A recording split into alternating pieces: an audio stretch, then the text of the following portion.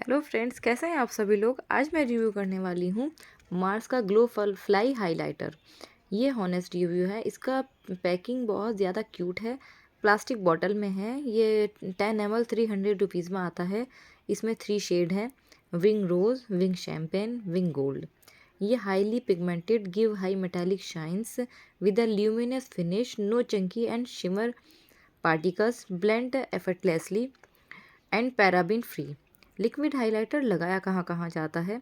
Cheek bone पर, चिन पर, forehead पर, नोज़ पर।